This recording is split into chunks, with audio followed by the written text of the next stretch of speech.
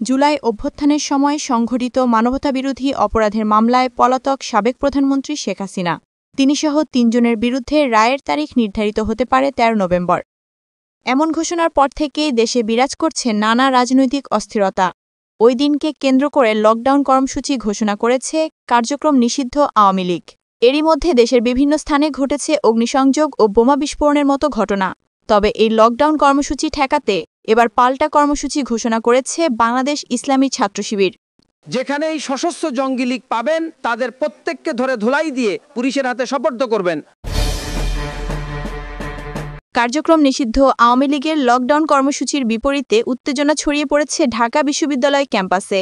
এরই প্রেক্ষিতে শেখ হাসিনার দলটির লকডাউন কর্মসূচি ঠেকাতে এবার পাল্টা কর্মসূচি ঘোষণা করেছেন বাংলাদেশ ইসলামী ছাত্র শিবিরের প্রকাশনা সম্পাদক ও ডাকসুর ভিপি সাদিক কায়েম। ১২ নভেম্বর সামাজিক যোগাযোগ মাধ্যমের ফেসবুকে এক পোস্টে সাদিক কায়েম জানিয়েছেন, পতিত ফ্যাসিস্ট আওয়ামী লীগের হিংসা ও সন্ত্রাসের প্রতিবাদে বাংলাদেশ ইসলামী ছাত্র শিবির ১৩ নভেম্বর রাজধানীতে বিক্ষোভ মিছিল ও ১৪টি স্থানে অবস্থান কর্মসূচি পালন করবে।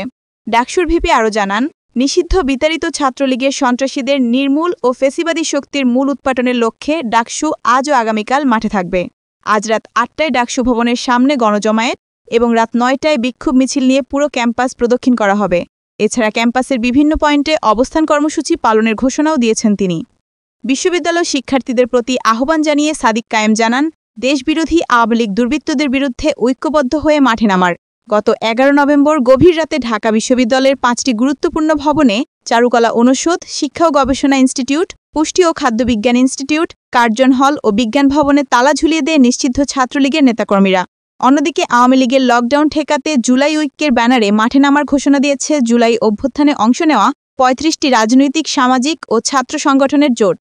ঢাকা বিশ্ববিদ্যালয়ের মধুর ক্যান্টিনে অনুষ্ঠিত এক সংবাদ সম্মেলনে জুলাই ঐক্যের সংগঠক মোসাদ্দেক আলী ইবনে মোহাম্মদ জানান, শেখ হাসিনার ফাঁসি ও জুলাই সনদ বাস্তবায়নের দাবিতে ২ দিনের কর্মসূচি ঘোষণা করছে জুলাই ঐক্য। আমাদের যে জুলাইয়ের যে হাতিয়ার ছিল বাঁশের লাঠি এবং পাইপ, সেগুলো নিয়ে টহল বসাবেন এবং যেখানেই লীগ পাবেন, যেখানেই সশস্ত্র জঙ্গি লীগ পাবেন তাদের প্রত্যেককে ধরে ধুলাই দিয়ে পুলিশের হাতে সোপর্দ করবেন।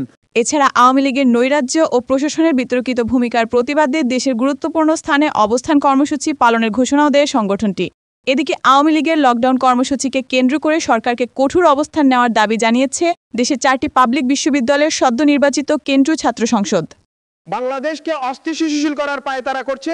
আমরা জুলাই পক্ষ থেকে আগামীকাল সারা দেশে বিভিন্ন গুরুত্বপূর্ণ স্থানে গণ অবস্থান কর্মসূচি ঘোষণা করছি। Desk report, news ভিএনএন।